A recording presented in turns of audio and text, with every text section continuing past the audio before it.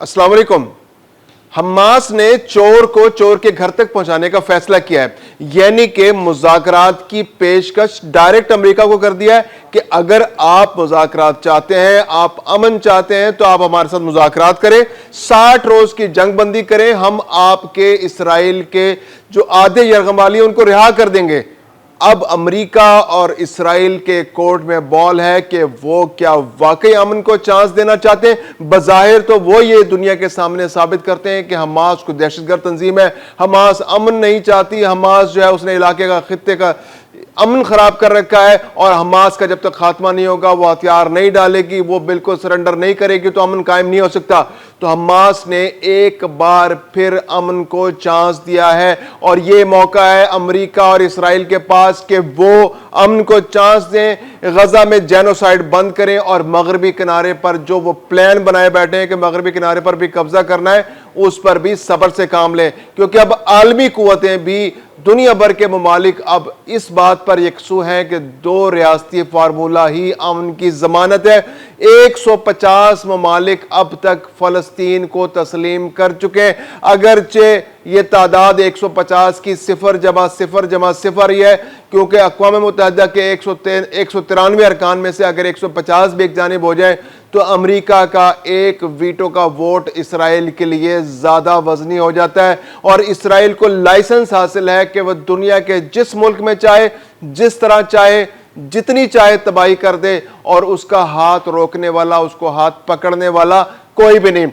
Qatar में होने वाले इजलास में मुसलमानों को थोड़ी गैरत आई, और गैरत क्यों आई? क्योंकि पाकिस्तान ने उनको गैरत दिलाई कि भाई अकल के नाखून लो, आगे बढ़ो, हिम्मत करो, अगर हिम्मत नहीं करोगे तो एक एक करके मार खाओगे और इसराइल और अमेरिका मिलके आपका मुल्क तबाह कर देंगे, आपकी खुद मुख्तारी कॉम्प्रोमाइज हो जाएगी, आपकी सोवरेनिटी खत्म हो जाएगी, खित्ते में आपकी कोई हैसियत नहीं रहेगी। कतर में ये हो चुका है। कतर पर जब इसराइल ने हमला किया तो अमेरिका जो वहां पर पूरी तरह मौजूद था और कतर को बड़ा फख्र था कि हम अमेरिका के इत्तेहादी हैं और यहाँ पर 10,000 से ज़्यादा अमेरिकी फौजी मौजूद हैं, सेंटकॉम का ये अड्डा है, ये मरकज़ है और यहाँ से बैठ के अमेरिका इस पूरे खित्ते को कंट्रोल कर रहा है, तो हमारा तो बाल भी बाका नहीं कर सकता कोई। और उन्होंने इसी एतमाद की बुनियाद पर अमेरिका और मिस्र के कहने पर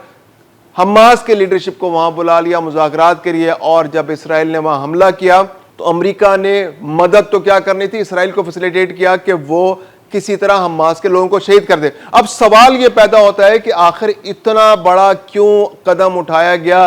कतर के अंदर, जब कतर एक दोस्त मुल्क था, हमास अमेरिका के कहने पे वहां आया था हमास की लीडरशिप, तो क्यों आखिर इसराइल ने उनको निशाना बनाया? तो उसकी सबसे बड़ी वजह यह है कि इसराइल मुज़ाकरात की टेबल पर नहीं बैठना चाहता, इसराइल के इंटरेस्ट में नहीं है, क्योंकि इसराइल का एक एजेंडा है, उसने फ़लस्तीन से मुसलमानों का खात्मा करना है, उसने एक एक मुसलमान को चुनकर कत्ल करना है, उसका यह प्लान है जो अल्लाह ताला कभी कामयाब नहीं होने देगा इंशाल्लाह। उसने गजा में जो उसने जेनोसाइड किया, उसने 65,000 अफराद को अब तक शहीद कर चुका है। इसके अलावा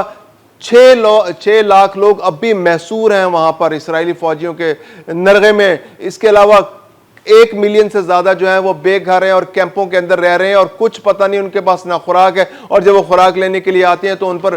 फिजा से बमबारी की जाती है और रोजाना तकरीबन 100 लोग शहीद हो जाते हैं, जिनमें बच्चे, औरतें शामिल हैं। जवान तो वो पहले ही मार चुके हैं, तो बच्चों और औरतों का निशाना बनाया जा रहा है। तो ये सबसे बड़ा एजेंडा इसराइल का और अमेरिका का यह है कि हमास के साथ किसी तरह मुज़ाकरात ना हो, अमन को चांस ना मिले, अमन को किसी तरह प्रिवेल होता नहीं देख सकते, क्योंकि उन्होंने अपने एजेंडे को परवान चढ़ाना है। और उनका एजेंडा क्या है कि ग्रेटर इसराइल की रियासत कायम करना। ग्रेटर रियासत इसराइल की कायम करने के लिए उन्होंने ना सिर्फ पूरा फ़लस्तीन पर कब्जा करना है, गजा पर कब्जा करना है। गजा पर तो वो अपना एक किस्म का कंट्रोल मुकम्मल कर ही चुके हैं कि उसको तबाह कर दिया। अब ठीक है, वहां पर जो लोग मौजूद हैं, जो महसूर हैं, जो बेघर हैं, अब उनका मसला है, क्योंकि वो इस इलाके को छोड़ने के लिए तैयार नहीं है और वो अपनी जानें कुर्बान करने के लिए तैयार है, लेकिन वो इलाका छोड़ने के लिए तैयार नहीं है। लेकिन अब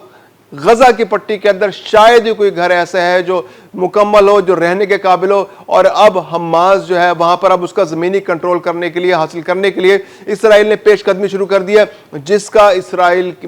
کی فوجوں کو ریٹیلیشن مل رہی ہے حماس کی جانب سے, اور دوسرے جو اسلامک گروپ ہیں اور جو وہاں کے عام لوگ ہیں وہ بھی اب مزاحمت کر رہے ہیں, کیونکہ اب اسرائیل ان کے میدان میں داخل ہو گیا, ان کی ٹیریٹری میں آ گیا, اور اب اسرائیل کو جانی نقصان کا سامنا کرنا پڑے گا. اب اگلا پلان اسرائیل کا کیا ہے کہ اس نے مغربی کنارے پر قبضہ بنانا ہے. مغربی کنارہ جس کا اردن کے ساتھ جڑا ہوا ہے, بظاہر مغربی کنارے کا علاقہ بہت بڑا نظر آتا ہے آپ کو نقشے کے اوپر غزہ کی پٹی کے مقابلے میں, لیکن ایکچولی صورتحال یہ نہیں ہے, صورتحال بالکل مختلف ہے. غزہ کی جو مغربی کنارہ ہے وہ 3 حصوں میں تقسیم ہے.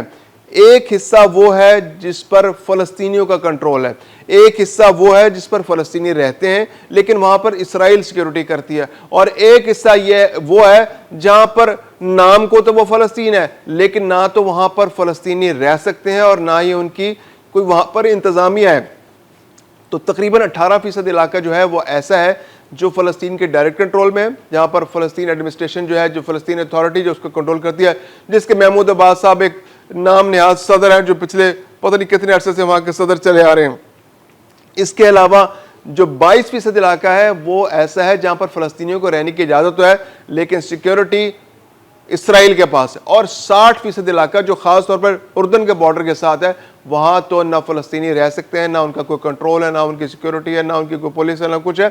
تو وہ علاقے یعنی اگر کوئی فلسطینی جو بظاہر نقشے کے اوپر مغربی کنارہ اردن کے ساتھ جڑا ہوا ہے, اگر کوئی فلسطینی مغربی کنارے سے اردن کے اندر داخل ہونا چاہتا ہے یا اردن کے کسی کیمپ میں جانا چاہتا ہے تو اس کو پہلے اسرائیل سے اجازت لینی پڑے گی, اس کی تلاشی ہوگی, اسکروٹنی ہوگی, پھر وہ بارڈر کراس کرے گا اور وہ وہاں اردن کے اندر جا سکے گا. تو اسرائیل کا پلان بڑے حد تک کامیاب ہو چکا ہے اور وہ اب وہاں پر غیر قانونی آباد کاریاں کر رہا ہے. تھوڑا تھوڑا جو 40% علاقہ مغربی کنارے کے اندر فلسطینیوں کے پاس موجود ہے تو وہاں بھی آباد کاریاں ہو رہی ہیں, بہت تیزی سے آباد کاریاں ہو رہی ہیں, نئے نئے ٹاؤنز بن رہے ہیں, نئے نئے گھر بن رہے ہیں, نئے نئے کالونیاں بن رہی ہیں, آباد کاریاں ہو رہی ہیں, اور اس علاقے کو امن کے نام پر ان سے چھینا جا رہا ہے. حماس کو برا کہا جا رہا ہے اور امن کو موقع دے رہے ہیں, اور یہ 150 ممالک بھی اسی سازش کا حصہ ہیں, اور یہ اسرائیل کے اس پلان کی پشت بنائی کر رہے ہیں کہ ٹھیک ہے آپ جنگ مت کریں, فلسطین کو جنگ کے ذریعے نہیں امن کے ذریعے اسرائیل چھین لے. یعنی امن کے ذریعے کیسے چھینے کہ آباد کاریاں کرتا چلا جائے. اسرائیل کے فلسطین کے پاس تو کوئی طاقت نہیں کبھی ریٹیلیٹ کرے, نہتے لوگ ہیں, تھوڑی بہت مزاحمت کریں گے, اگر کوئی تھوڑی بہت مسلح مزاحمت کرے گا تو وہ دہشت گرد قرار پائے گا, اور 150 ممالک جو ہے اس کو دہشت گرد قرار دے دیں گے. یہی حماس کے ساتھ ہو رہا ہے. حماس ایک پولیٹیکل پارٹی ہے جس نے 2006 کے اندر فلسطین کے اندر 70% ووٹ لے کے فتح حاصل کی تھی, لیکن کیا ہوا کہ اس کو الفتح کے ہاتھوں اس کے دفاتر پہ قبضہ کیا گیا اور اس کو بے گھر کر دیا گیا, اور اس کی حکومت جو ہے ختم کر دی گئی. اور اس میں اسرائیل کی پشت بنائی تھی, امریکہ کی پشت بنائی تھی, اور مغربی ممالک کی پشت بنائی تھی, اور بدقسمتی سے کچھ مسلم ممالک کی پشت بنائی بھی اس سارے منصوبے کو حاصل تھی, کیونکہ وہ نہیں چاہتے تھے کہ حماس جو ہے اس خطے کے اندر کوئی حکومت بنائے اور وہ اپنے حق کی بات کرے, کیونکہ اگر وہ حق کی بات کریں گے تو بعض دوسرے عرب ممالک کے اندر بھی اسی نوعیت کی جو تحریکیں جو وہاں موجود ہیں وہ پروان چڑھ سکتی ہیں, اور وہ ان بادشاہتوں کے لیے یا وہ ان حکومتوں کے لیے خطرہ بن سکتی ہیں. 2012 کے اندر جب مرسی نے مصر کے اندر حکومت بنائی تھی تو یہی خطرہ پیدا ہو گیا تھا کہ مرسی ایک ایسی پارٹی کے ساتھ وہاں پر حکومت بنا گیا تھا جو حماس کے لیے سافٹ کارنر رکھتی تھی, اور یہ خطے کے لیے اسرائیل کو خطرہ محسوس ہو رہا تھا. تو ایسے میں مصر میں مارشل لا لگایا گیا, سیسی کی حکومت کو نہ صرف اس مارشل لا کو کامیاب کرایا گیا اور پھر اس کو امریکہ کی اور دوسری جو مغربی قوتوں کی پشت پناہی حاصل ہو گئی, اور آج تک پچھلے 13 سال سے سیسی وہاں پر ایک غیر قانونی حکومت بنا کر بیٹھے ہوئے ہیں اور ان کو کوئی روک نہیں رہا. اب صورتحال یہ ہے کہ اقوام متحدہ کا ایک بہت اہم اجلاس ہونے جا رہا ہے. گزشتہ روز بھی جو 6 بڑے ممالک ہیں, 7 بڑے ممالک ہیں مسلمانوں کے, ان کے وزراء خارجہ کا اجلاس ہوا جس میں قطر کے وزیر اعظم تو خود شریک تھے, پاکستان کے ڈپٹی وزیر اعظم اسحاق ڈار اس میں شریک ہوئے, انڈونیشیا, قطر, پاکستان, سعودی عرب, مصر اور متحدہ عرب امارات یہ اس اجلاس کے اندر شریک ہوئے. ترکیہ کے جو وزیر خارجہ تھے وہ بھی اس میں شریک ہوئے, اور وہاں پر ایک بار پھر اسحاق ڈار نے ان کو زور دیا ہے کہ مسلم ممالک کو یکساں موقف اپنانا چاہیے. یکساں موقف کے بغیر